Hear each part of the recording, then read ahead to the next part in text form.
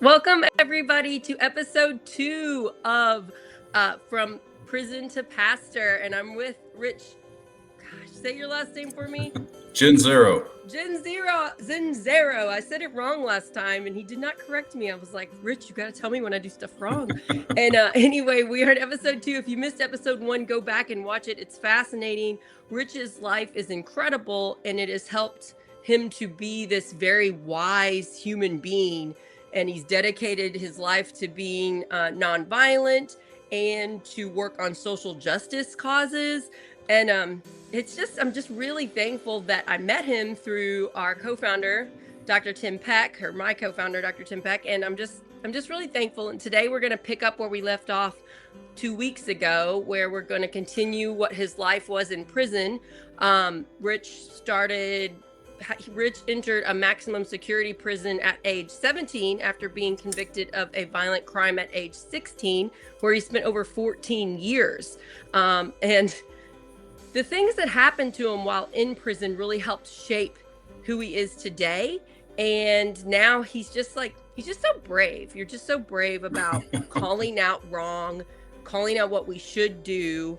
And I'm really looking forward to diving deep into the next chapter of your life. So how are you doing this morning, Rich? I'm good. Glad to be here.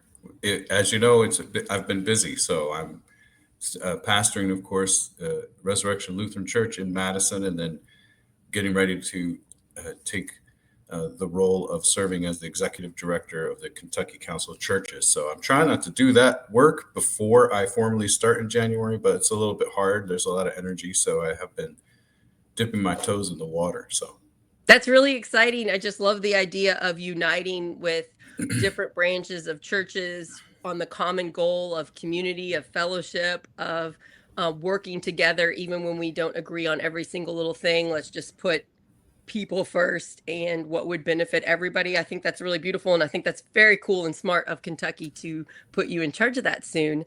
uh-oh. And did you deliver a speech yesterday? Is that why we didn't have it on Monday with Yeah, our we show? yeah, I was down at with the Poor People's Campaign and Repairs the Breach for their um, Moral Monday, first Moral Monday.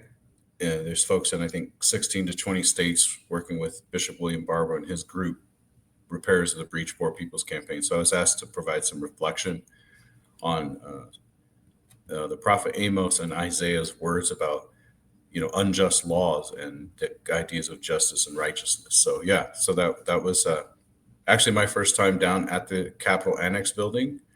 So I had been to Frankfurt before, but it was my first time down there. So yeah, I've never been to Frankfurt. Like, people don't even realize that's Kentucky's capital. People think it's Louisville, which is close to where we live. But yeah, right. that's interesting. So yeah, you can see that. So Poor People's Campaign, is that on Facebook? Can we follow it? Yeah, so Poor People's Campaign is a great organization. I encourage people to check them out. You can just Google in Poor People's Campaign or Repairers of the Breach, but just go to Poor People's Campaign and Google. It's a national organization focused on moral revival and what they refer to as the third reconstruction in America. So it's really focused. So some people may know, or I don't know what people may know actually. So rewind that. But before he was assassinated, Martin Luther King was starting something called moving toward a poor people's campaign, right? Oh, I didn't know that. Trying to bring people, draw the connections between poor and working class white people and other people in general together with the civil rights movement for human rights, not just civil rights. So it was a shift. We had to bring a King scholar in or somebody to talk some more about that. But that is where I believe Bishop William Barber took that name from, and it was Oh, okay. birthed out of some movements in North Carolina. So That yes, I was speaking there. I'm Yep. always appalled that we're the richest, most powerful country in the world, and that there are so many people suffering.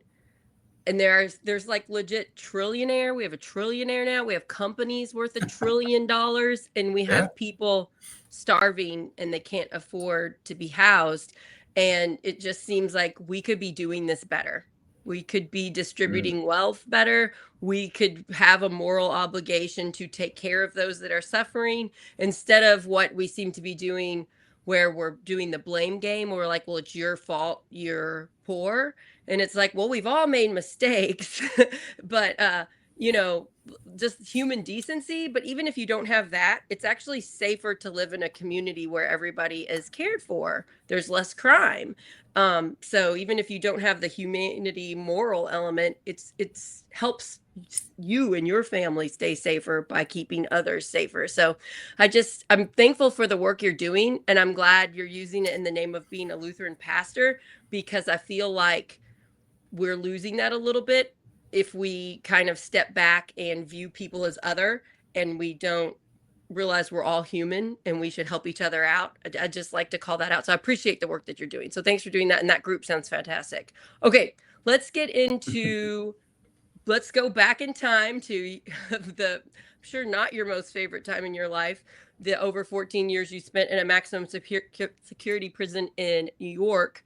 And you talked at the end of episode 1 getting into hospice work. So it was a pastor that you're close with now that helped you, and a group of other men and teenage young men get into this group where you would help people in prison not die alone, and how that work helped shape who you are today and what you did when you got out of prison. So can you take us back there and kind of explain the things that we didn't get to last time? Sure. So yeah, a chaplain was brought into New York State, in the prison I was at in Coxsackie, New York. And I had mentioned before that he is and was a clinical supervisor, so helped train chaplains and pastors. Of course, in that space, I didn't know what any of that meant or even know that that was a thing. So I'd emphasize that we were handpicked in a certain way and trained. We went through some initial training and then ongoing weekly support, which is a common clinical model in clinical pastoral education anyway. So we didn't know that's what we were participating in, but that is what we were participating in. And we were working with the commitment that no one should die alone. So I mentioned that in the early 90s, 1990s, that of course the prison populations were exploding across the states and in the federal prison system due to a number of different things: tough on crime, rhetoric and laws, kind of a bipartisan coalition of people wanting to be tough on crime. It seemed to be a very popular political issue to run on, Yeah, to get elected, that you were going to right. be tough on crime. Yep, absolutely. So we could talk about the politics of that, and maybe we should at some point, but let's just say that rhetoric intentionally targeted in our country, particularly Black people, and it's important to note that. So because of the increase in the prison population and more mandatory minimum sentences, which means if a person had more than 2 or 3 offenses, particularly drug offenses, that they would in New York tag a life sentence on the back of their sentence, so, or a life expiration, if you will, on the back of their sentence. So there were men who were in prison 1 year to life, 3.5 years to life, 25 years to life, whatever. So more people were dying in prison, period. So medical units were built onto several maximum security prisons that essentially served as secure nursing home or prison nursing home type acute and chronic long-term care facilities inside. So you're saying there's all these people that are older that need care. Well, that are not stuck older. In prison. I want to be careful about, it wasn't an age thing. Uh-huh. We did have men that were in prison since a couple of them, the 1950s and the 1960s and 70s. But it wasn't just folks with dying of old age, right? That we also had people who had any kind of developed cancer along the way, or hepatitis C, or whatever, HIV disease, anything that a person anywhere could die from. People would die from in prison, and sometimes the prison environment or the rougher lives that people had lived prior to being in prison would make those diseases more intense. Yeah, I would say a prison life is not the healthiest lifestyle. You're probably not getting the healthiest food. Your mental health is suffering. Yeah, it makes sense. Okay, so there's Yeah, all kinds of magnified reasons why people might be in hospice, not necessarily they're older. right. That's right. But certainly the older folks were someone who were people who it was heartbreaking. And because as a prisoner, I'm sitting there looking at them, and those of us who did the work were looking at these men and like, this could be us, or Oh yeah. this is us in a certain way, right? Hmm. So I'll tell you just one quick story, then I'll talk a little bit about how I ended up working in hospice in Denver, Colorado. So we started working with this older fella, and he'd been in prison for many, many years. And let me stop and just say again that I have all these men's names written down because it was important to me to hold their names, and I carry them in my stack of journal books from that time over 20 years ago, 24 years ago, 25 years ago. Um, but this is an older black man who'd been in prison for many, many, many years, and had an understandable, as most of us in prison did, if not all of us, distrust of the system and the correctional officers, any staff in the prison, right?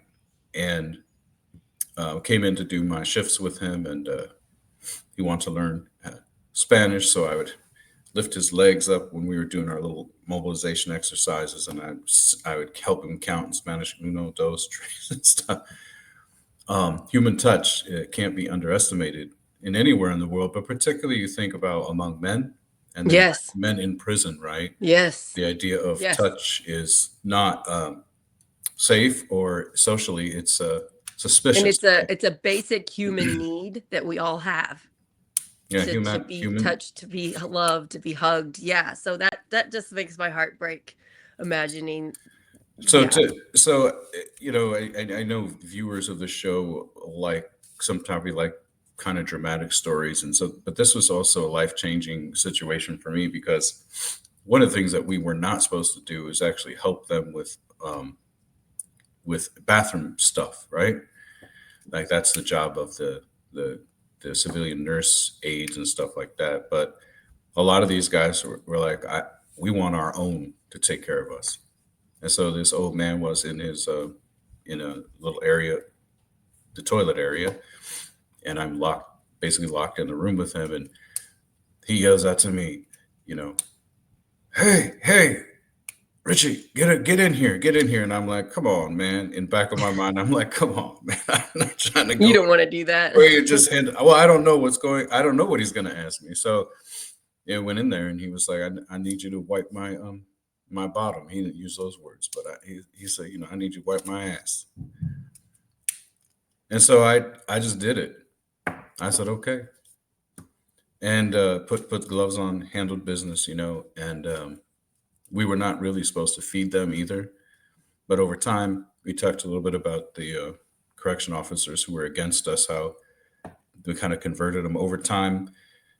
People mostly looked the other way because they were like, for whatever reasons, well, nobody really wants to do those kind of jobs, but we were able to do this, help them get a drink or eat applesauce or whatever, or help them, you know, clean up after using the bathroom, because we were them and they were us.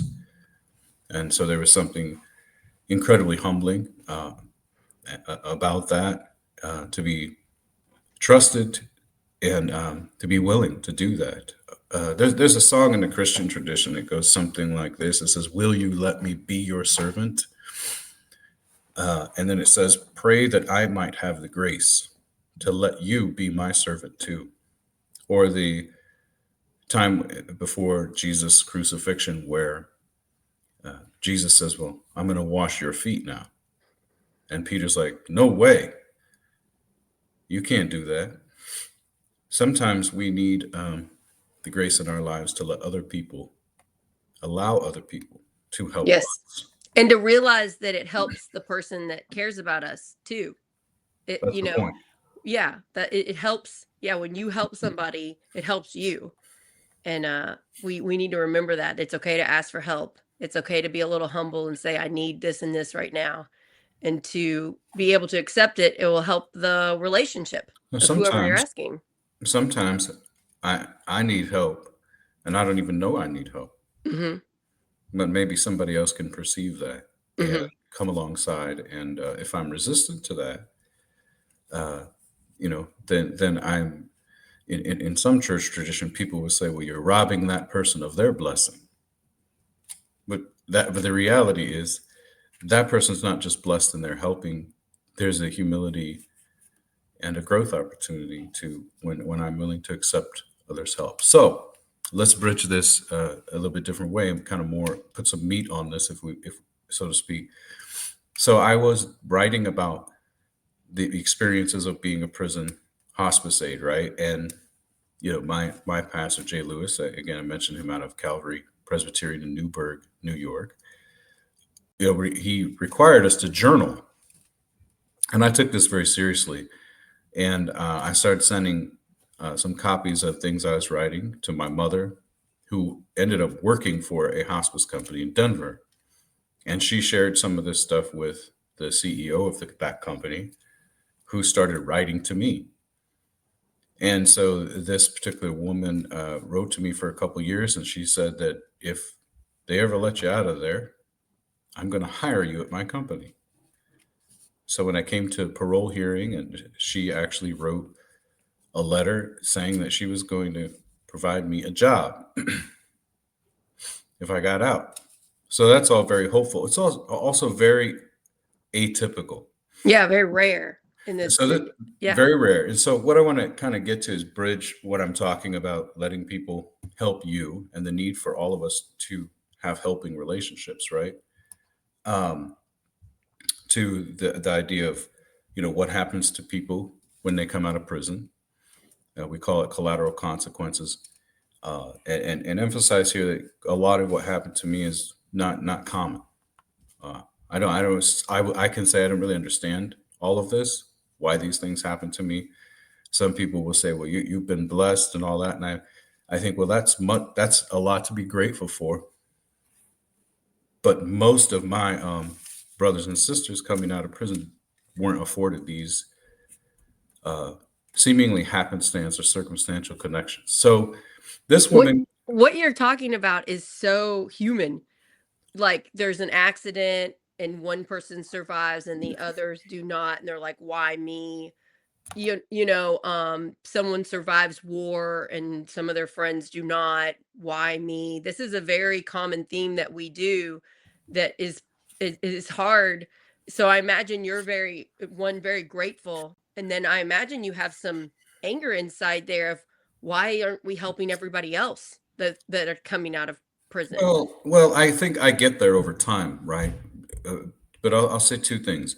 There's a systemic intention on, in a sense, keeping people down. So Mhm. let me walk through maybe some progressions, right? So it's not just an innocent mistake or oversight, right, in the system, in the carceral state or the carceral system or the prison system.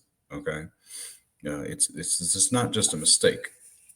Um, there's an intentional, oppression of people who have been in prison. Now, some standardized language would be, well, you did the time, right, and now you should be free, but we're not Right. entirely free. So, but let me get there, Sarah. Here, Mhm. walk us through some progression here.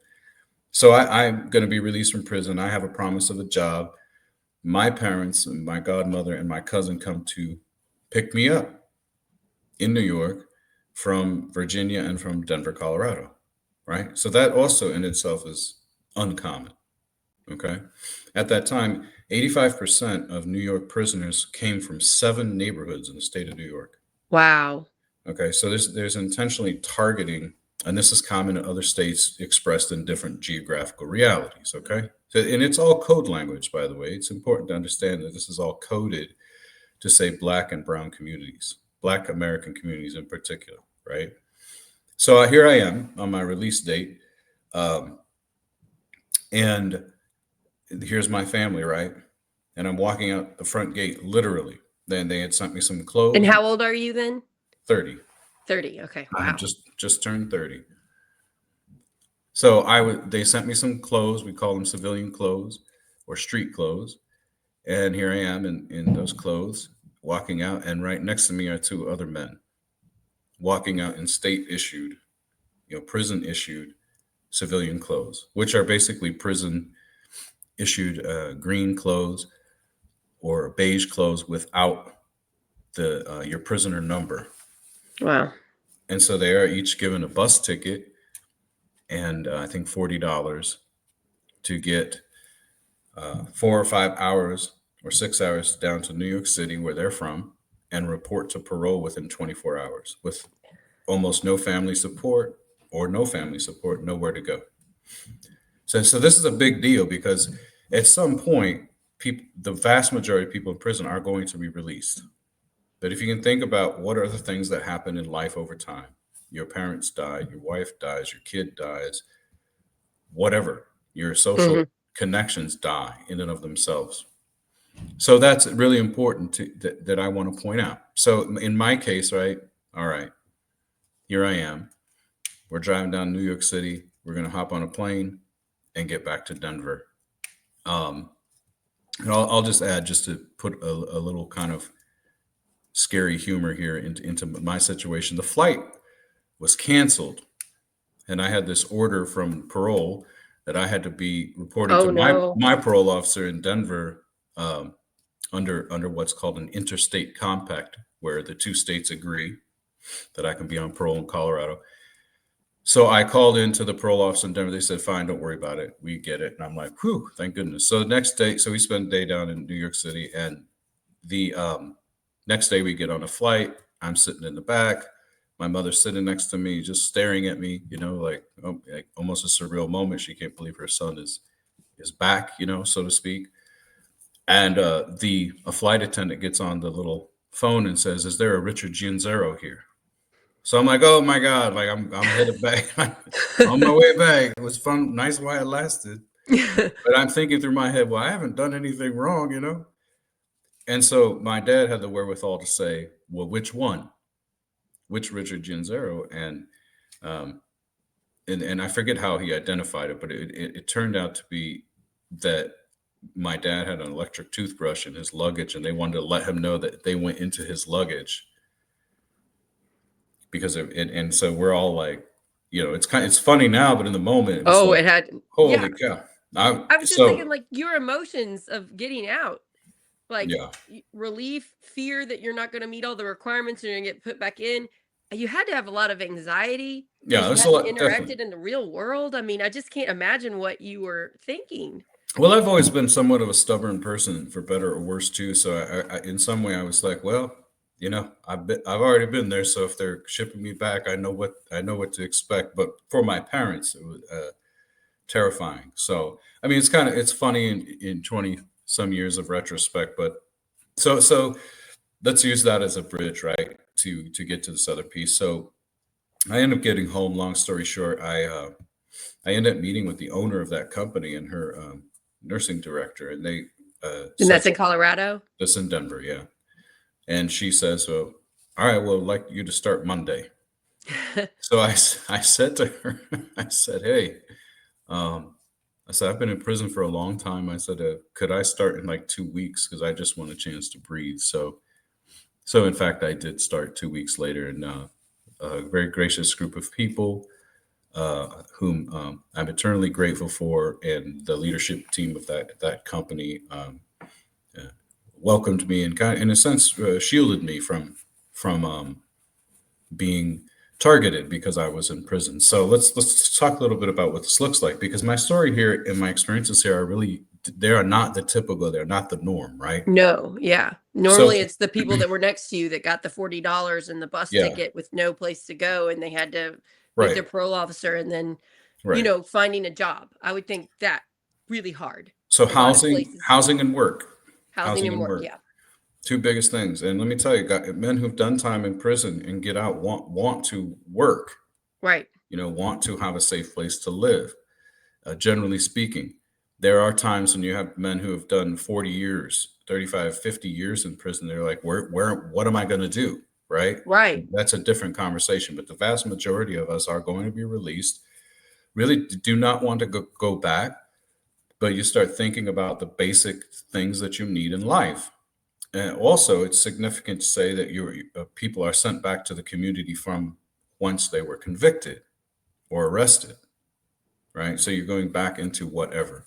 And so if you're from those 7 neighborhoods in New York, for example, uh, well, poverty, which we talked about earlier, is a big deal, and an intentionally designed social dynamic in particularly Black communities. This may make some of our white brothers and sisters who listen very uncomfortable, but I would encourage them to learn a little bit about the And history I of encourage you redlining. to, instead of being uncomfortable, feel thankful and gratitude. Like right now with everything that's going on, I'm very grateful that I was born in America and I have the color skin I have, and my children have that color skin, because I have friends whose children have brown skin and they're terrified because of ICE and what is actually happening right now. So I try to have gratitude and then try to have empathy, and how can we help? It's not my fault. I didn't make the system that I was born in. But if I could just look at it factually instead of taking it personally, that's my recommendation, because yeah, I get what you're saying. Yeah, well, there is something people used to think that when the internet got moving and stuff that this it was called the information superhighway. You remember that language? And Yep. well, that information superhighway is not is littered with much debris, which we call misinformation, right? Yeah, But misinformation, if disinformation, yeah. if I can just go back to my point, though, I agree with what you're saying, but specifically to this, learn something about the history of redlining and how redlining, along with um, city planning, roads and highways, was used to resegregate under legal and then non-color based terms, was used to create pockets of inopportunity for particularly Black Americans. You can relate. And so redlining is um Well, we'll let like people do their homework. shaping neighborhoods so that it would keep people that were struggling, and of different races and religions, it would keep them together and keep them Well, struggling, and it was much harder to let me move. stop you. Let me stop Yeah, you. Let me explain stop it. you. Because there's a very careful kind of correction to what you're saying. Sure. It's not neighborhoods that were struggling together. It was to create struggle within the neighborhoods of people who were particularly Black people, Okay. right? Because we know in the 20s that many Black communities were thriving economically, Hmm. right? You think of the Tulsa Race Massacre, right? Yep. The last surviving person of the Tulsa Race Massacre. And if folks don't know what that is, Google it. Yeah, she just passed away, right? I think she was 111. So that, or Harlem in New York City, to take it to go up northeast, right? So redlining, right?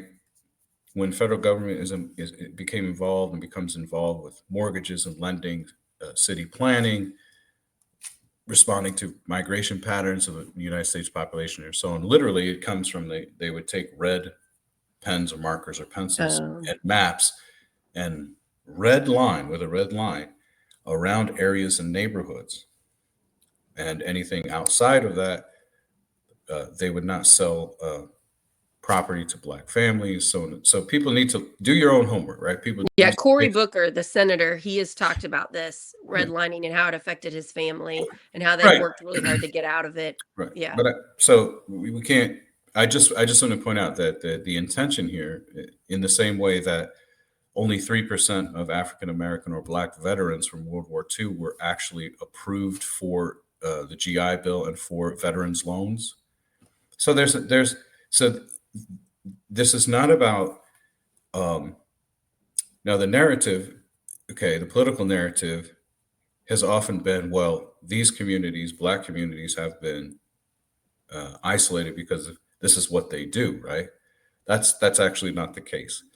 There's an intentional targeting of Black communities that creates poverty, that creates disenfranchisement.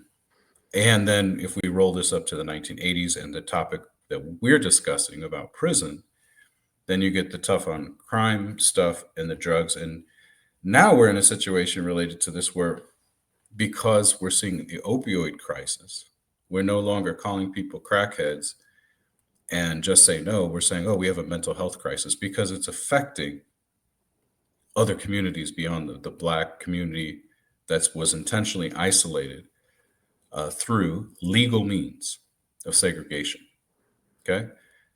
So to tie this in a little bit. So here I am coming out of prison, coming from this community and this environment, and I have a job. My co-defendant, which I've never spoken about on our show, is a Black man, and he later will get out, and he has a job at Walmart. And we're not supposed to talk. Both of us are off parole now, but of course we passed some messages. We weren't. I didn't know that was in part of the agreement. You're not allowed to talk. That's correct. A Wow. person released from prison is not allowed to speak to anybody else that has a criminal record, or you could be immediately violated from your parole. I can't even believe that that's like legal. But let me stop for let me progress here. So think about this though. But we're mandated to do some kind of classes or connections with other people in a parole space who are what? Also out of prison. Right. So they say, well, that's okay, but you're not supposed to have a connection or conversation with anyone. So there's a lot of problems with this system. It's just yeah. very, that doesn't make any sense. It does not make any practical sense. It seems like you all should meet. It seems like there should be the opposite thing happening. There should be organizations and meetings where you're all helping each other, where you're like, I found this business will hire people. I found this apartment building will help, and this assistance program, that you all should be sharing knowledge of survival. Well, some of that happens. We can get into some of that. We're highlighting so many things, right, about that generally people just don't know. Because there's about, so right? many problems with this. Yeah. So let's talk a little bit about just what I refer to as, and others have referred to as, collateral consequences, right? So in other words, you do your time, you're supposed to be released, serving time on parole. It's important for people to understand that our current federal law, through Supreme Court decisions, holds that probation and parole are extensions of incarceration. Okay, so you're still under the carceral state. Okay, descriptively, factually, legally, you are still in custody, even in your own parole. So here I am working, and the people's parole officer will show up. We have to sign paperwork that basically waives our rights, some of our rights, like Fourth Amendment rights and 14th Amendment rights to search and seizure and stuff like that. Anytime you're pulled over for, whatever, you going over the speed limit or something, or your license plate, your ID and stuff triggers up in the database system that you are have a rap sheet, which makes a traffic stop very, very be very scary. Intentional. Anyway, so there's a lot that happens in that, but I just want to give you a practical example here this morning, and then we'll talk maybe a little bit about voting rights. But so I have an office here. This is again in Denver, Colorado, just across from City Park, and doing my work in the hospice company, talking to people about hospice, various other things. And the receptionist calls to my office and says, "Hey, I think your parole officers in the plural here, I see their badges and their guns." So they're coming into my place of employment, right, with their badges showing, weapons showing, in a place where we have our doctor, medical director, nurses, social workers, and our work is about caring for the terminally ill. Now, truly, I thank God for that CEO who hired me, and then for her team, which were all some really powerful, strong-willed, and strong-minded Jewish women, almost all of them. And they kind of protected me, so folks knew that who I was and stuff, and so this didn't threaten my employment, Yeah, so I because came it out, would intimidate a lot of other places. and so I want to get there. Yeah. I want to get there. Let me Yeah. get there. So I came up and I said, it's the parole officer and her supervisor. And so immediately, because of my experiences and awareness of law enforcement kind of perceptions, I'm like, oh, I'm the token. I'm the one that the parole officer wants to take the supervisor to show, hey, look how good this guy's doing. It's a terrible thing. Better to be a token than a threat, though, right? So I said, well, yeah, I can come to my office. And, oh, you have an office? Yeah. So I take them back, and they're kind of bewildered. They leave. But my co-defendant was working at Walmart in the warehouses, moving stuff, and his parole officer shows up, badge and gun, everything, and he's fired. And he's a black man because his supervisor said, "Hey, we can't have the law enforcement like coming to check on you. It disrupts the workspace." And he's like, "I'm not responsible for that. Like, they're coming." Now, a private business could say to a law enforcement agency, "If you don't have a warrant, we're not allowing you on private property." But we're not trained in society to have. Yeah, we're not what trained we're in about society to say no to law So enforcement. how It's many? very hard. So there he has a job, and this happened to him several times. And there's no reason. There's no reason for them to come to his employment. We're required on parole to submit a copy of all our paychecks to prove that we're on, that we're working. We also are in different states have different ways of doing this. You can be brought in for a drug test or urine test at any time, right? Wow. That's just conditions of parole. So they have the mechanisms there to monitor, and you have to go to parole office at whatever time your level of supervision you're on. But it's a very common practice for those of us who are able to get a job in the first place, that then parole shows up at your work. For what? For what? And they threaten your ability to work. So do I think that all those parole officers have ill motives or whatever? I do not think that. But it is a system set up for this kind of exploitation with no consideration. Like, so that's something kind of like I describe as a collateral consequence. So I want you to think about this, right? So you ever been at a job interview too, and then like you give your little resume, right? So, I worked at Walmart for 3 months, 6 months, 1 year.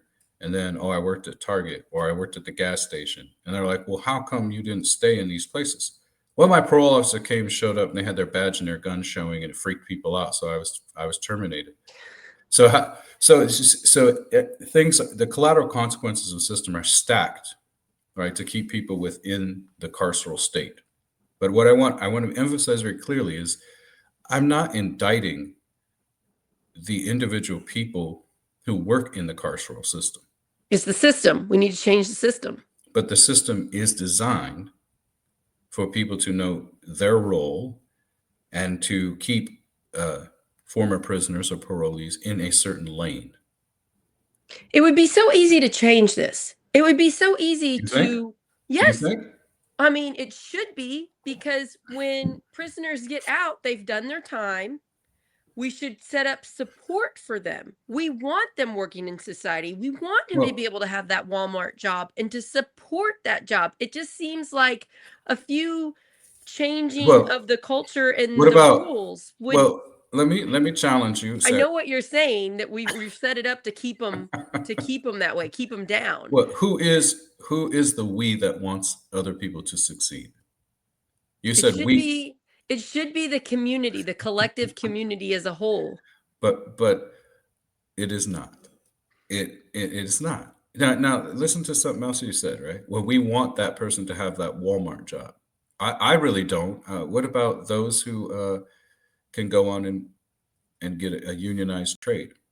And Yeah, they I mean, actually I'd have a rather him have like the right. best job that would fit But their I needs. get your point. But this is why, in some sense, I've been reluctant in years past to share things about my story, because my story is not typical, right? I've had No. a lot of privileges, a lot. Certainly, my skin color has not been a deterrent for me. So many times, right? Because I am a white person, that people look at my story and they say, "Oh, there's redemption here. There's Mhm. this," right? But if I was black, then people would be more suspicious of me. So let's put a pin in this just for a moment, because we bring up, and we need to bring up, in order to understand some of these things. We're talking and dancing around it, racism and white supremacy, right? We're kind of dancing around this. So I want to say something in the same way that I mentioned the behavior of parole officers, right? Specific parole officers. And I was careful to point out, do I think that parole officer was intending to come into my space, my workspace, to harm me or to get me to lose my job? I don't think that. Right. They may have been doing that to my co-defendant because he's black, but let's say, for the sake of argument, they weren't. They're part of a system. So when we talk about the idea of race and racism and white supremacy, we're also not just talking about individuals, right? We are talking about demographics, and we're talking in our time, in our generation right now, really we're talking about an ideology and a mindset around, what is a normal person or an ideal person, that they have a certain type of ideological mindset that centers or creates whiteness as normal. So it's beyond just skin color. Skin color is like, your credit card. But if you have $5 limit on your credit card and you're trying to charge 10, you're still out 5, right? So colorism related to which is what Western racism is based on, is physical appearance over which none of us have control. Right. I like to be a little skinnier. I'm glad that I have hazel green eyes. You can't really see that on the camera, but I definitely like to be a little bit skinnier and not have arthritis in my foot, right? But we're not really in control of our physical appearance. Right. But when we talk about white supremacy and racism, we have to understand that we're talking about a system and demographics of people. We also have to understand that race is not static, never has been in our country. It's a spectrum of colorism and physical features that's changed over time.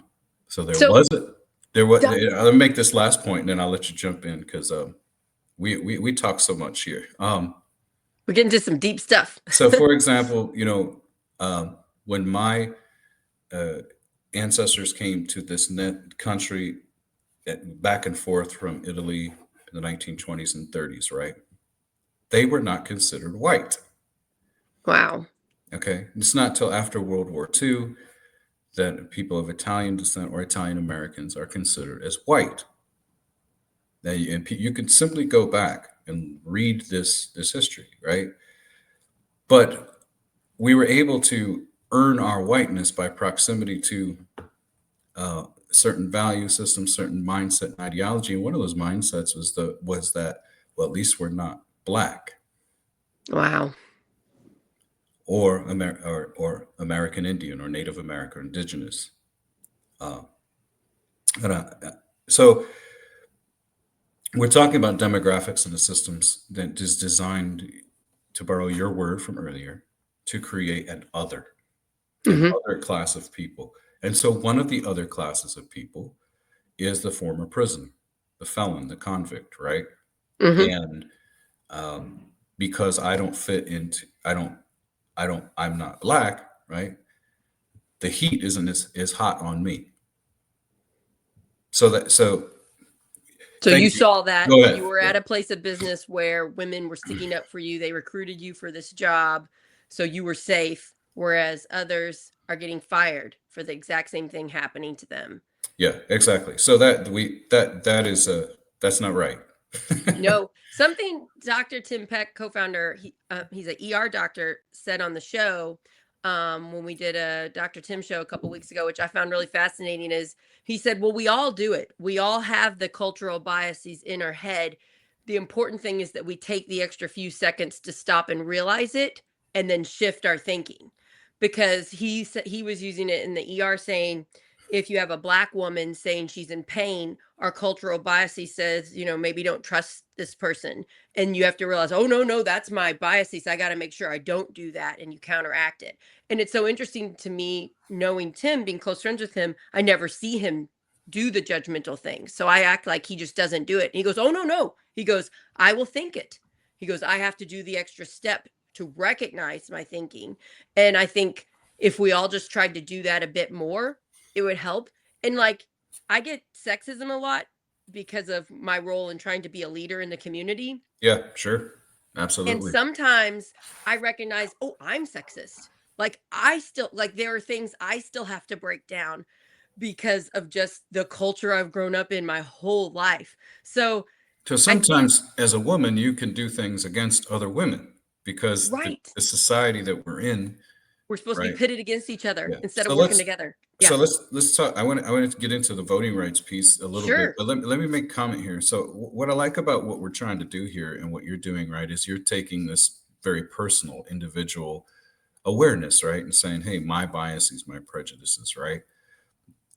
At the same time, that's critically important, while at the same time we've talked about the idea of blame and shared responsibility, right? Interconnectedness, right? Together as people. At the same time, those of us who have courage and the honesty, right, to look our own faults squarely in the face, Hmm. which is a phrase coming out of W.E. Du Bois in 1912 in a book called Prayers for Black People, giving us the courage and the honesty to look our own faults squarely in the face and never minimize them while they grow. But the systemic or legal structures or societal structures that breed, so to speak, these implicit or inherent kinds of biases or socialized expectations around different groups of people, right? We still have to look at those two as community and society. So you could get Tim to talk about maybe how American medical standards are different actually in different spaces and different medical devices. The outcomes and measurements and algorithms are different for different so-called races of people, even though there is no such thing biologically or scientifically called race. Right. You're right. Yeah. Or look at, right, the sentencing practices for people of color versus white people. I'm going to take a wild guess and say people of color are getting longer sentences Of for course. the same crimes. But we also spoke about this subtly, and maybe not too subtly for some folks listening. But remember when we talked about the tough on crime and war on drugs stuff. Hmm. So that was specifically targeting, right, Black communities.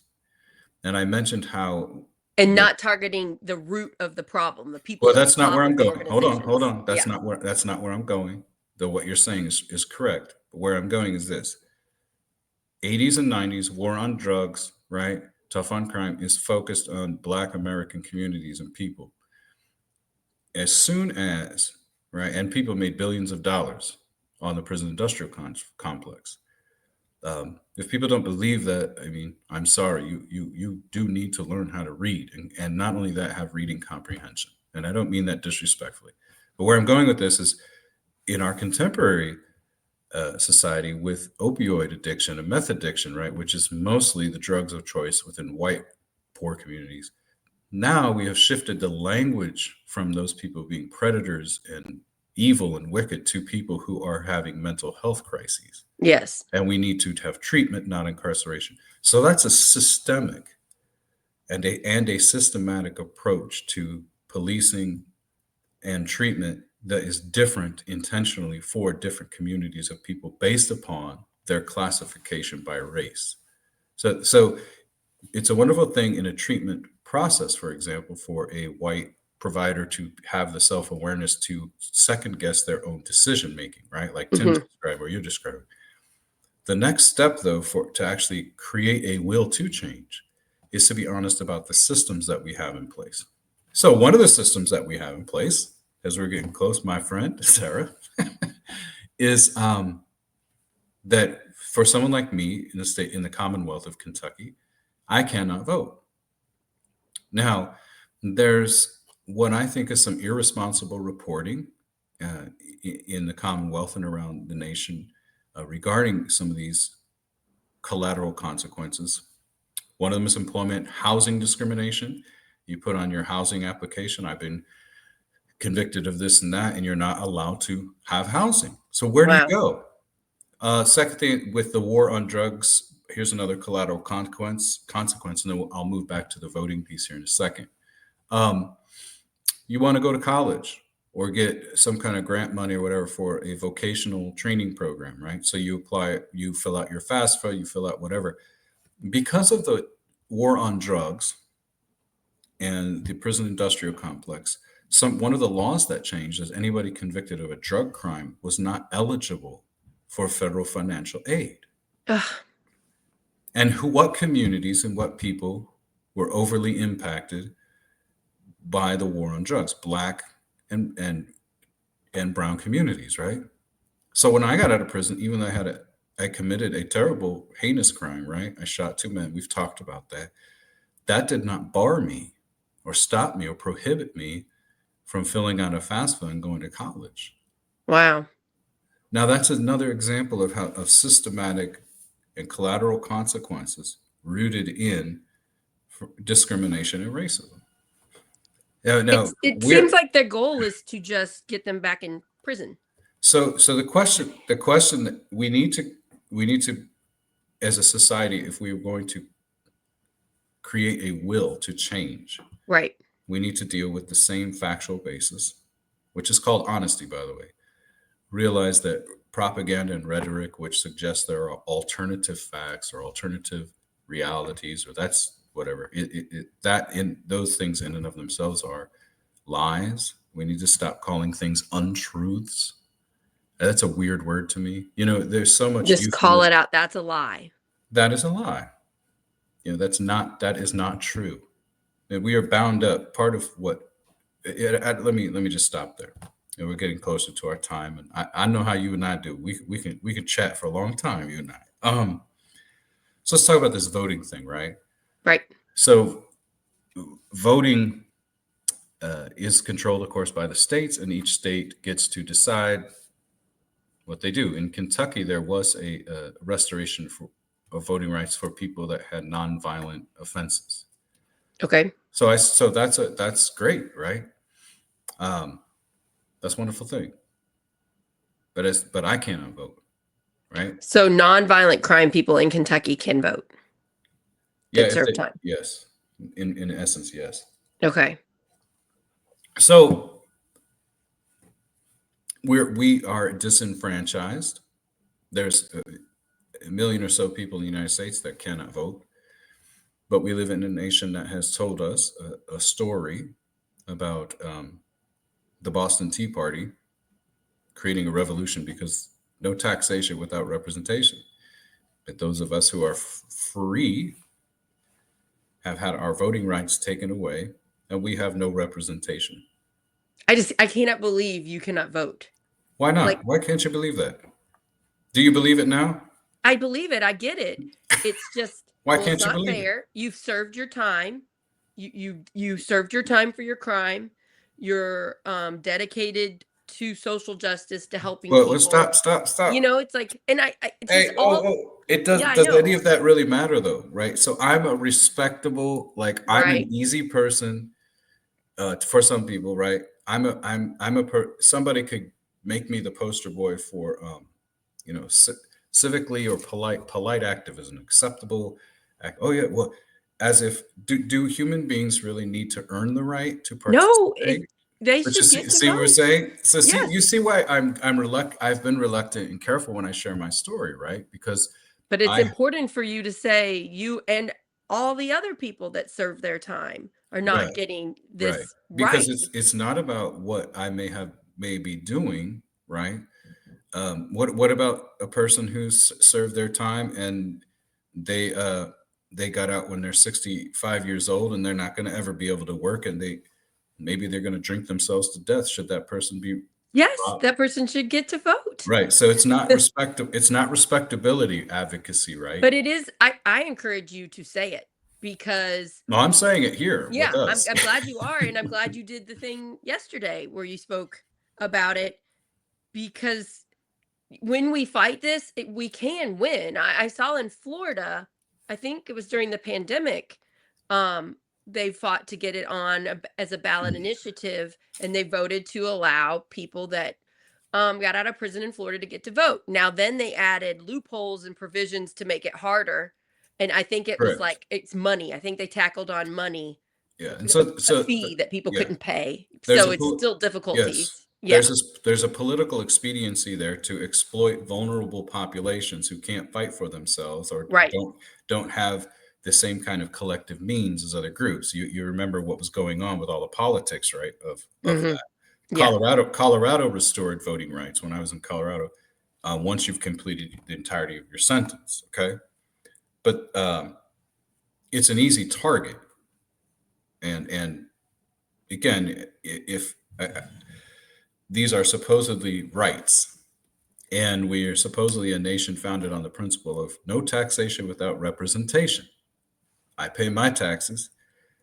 Even somebody that doesn't own a home or whatever is still paying sales taxes. So Mhm. one one argument that I have, and maybe there's a lawyer out there that wants to talk to me, is if if we are not allowed to vote, we have no representation, then we should be tax exempt from income, state and federal income tax, because we have no representation to participate in If democracy. that happened, boy, would that voting rights change. It would change quickly. So that's not going to happen. That's not going to happen. But here's another thing. We're going into a 2026 election year, right? And so I have some friends of mine who will say to me from time to time, people that I have deep love for and deep respect, who are never in prison either, who might say something like, well, I'm not voting, whatever. And I said, listen, if you're not going to vote for you, vote for me. Yeah. And let me just put a disclaimer out there, since we're under the auspices of, the internet and whatever. I am not asking somebody to use my name to vote. I'm just saying, if you're not going to vote for you, then think about me and cast your vote. Cast your vote. That would make me angry if I didn't have the right to vote and I was speaking to my friends and they're like, it's hopeless, it doesn't matter, I'm not going to do it. I would be like, you know how much I would give to be able to have that right? Like, it would be upsetting. Yeah, well, and listen, so much of the civil rights movement and civil rights legislation was focused on securing the right to vote in pragmatic, practical terms, right? I mean, they killed people, burned churches, bombed churches. White Christians bombed Black Christians, right? Killed, lynched people. So they would be intimidated not to fight for the right to vote or even to register. So let's be honest that voting is really important. We've seen that's why they try so hard to suppress it or stop the vote from so many. Absolutely. Yeah. So I know we're coming up here on a wrap our time, but we're gonna have a couple friends in 2 weeks, right? Join us for a show to talk about something quite a bit different than we've been talking about. I'm really excited to get more of your friends, your social justice friends, to hear what they're doing, because we always have to fight this. Things are better than they were 50, 100 years ago, but they can be better.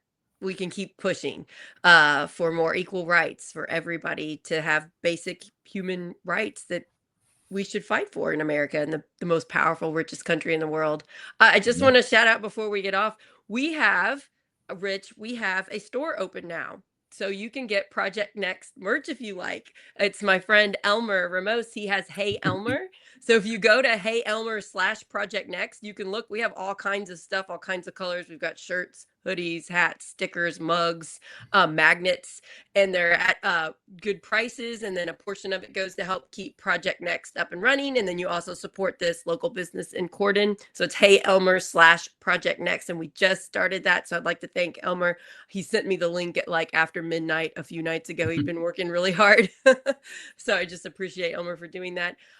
We will have another episode on today at 1:00 about Do Something, the group Do Something that's putting these civic engagement meetings together where they teach people how to engage with people about politics. How do we talk to them and let them know what's actually going on without tempers, without feelings getting hurt? How do we engage so that we can vote better and get more active in our community? So that's coming up at 1 today. I'm really excited about that.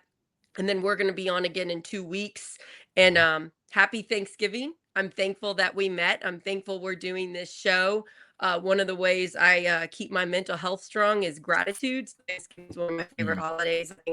I think just constantly realizing how grateful we are can help us get out of the trap of poor me, this one bad thing happened or whatever. Yeah. And so thank you for tell my friends that Do Something, whoever's on, because I did a kind of I helped do a speech thing over there with them like a couple months ago. They're wonderful. Oh, neat. Like super encouraging people. So tell them that over across the river, I say hi, and I know that they know friends of mine over there. They're wonderful people. So. Yeah, when I talked at the Indivisible meeting, there was a big Venn diagram of Do Something, of you, of life, trying to fight against LifeWise. There's a big Venn diagram of all the things we're trying to fight. So that was really neat. It was like, even though I'd never met these people, it was like we're all friends because we're all working on these social justice causes. Yeah. So that's cool. Yeah, and man, I was saying this yesterday about a couple reporters interviewed me, right? And I was saying, God, they said, "What's your message to the legislators and stuff?" I said, "Stop, fueling culture wars. Stop, like, Yes. do something for people." Like truly, right? Like we have in Kentucky, 36% of people in Kentucky are either poor or working class poor. That's I'm so like, many. do something for people. Yeah. God, my goodness, use the power that you've been given with some sense of humility and grace. Do the right thing. Help Yeah. people out. Stop fueling. The blame game, well, you did Oh, this, well, you oh, did this. well, it's not only that, just the idea. We have a representative that's trying to push mandated that all state or Commonwealth law enforcement agencies will have to contract with ICE. Like, really? Just do something for people. There's hungry people. Help lift people up. I mean, people with tremendous power and privileges This been is given. going to be in the history books as a terrible time for America. What is Somebody, happening with ICE? It is hope really awful. somebody like you and me in 50 years, and hopefully not someone that's done a bad crime in their life, but somebody that cares about the community, people like you and I are trying to have conversation. In 50 years is going to come back, or even 10 years or 15 years is going to come back and look at the irresponsibility of our legislative system, the system, right? That just has decentered human beings and people. And as I said at the Capitol, one of the buildings is being renovated, right? And I said, when we're living in a society that those who are called to serve in the government as public leaders, when they're pushing people down and lifting stone up, Yep. stone is not life-giving. So I don't want to get, we could It's a good talk. way to look at We it. could We'll talk more about this next time. bless I you. can't wait to meet your friends in 2 weeks. Happy Thanksgiving. Thank you, everybody, for watching. Please share the show. We're also on a podcast, Apple and Spotify. And you can also sign up on our Substack, Project Next Indiana, to get our shows as emails with the description of them. And you can watch whichever ones you like. So head over to our website, Project Next Indiana. And thank you, everybody. Thank you, Rich. Sorry I got your name wrong last time. You got to let me know. I was spelling it wrong, too, for a little while. Everybody, have a wonderful week. Happy Thanksgiving. And I'll be back at 1. Bye, you guys.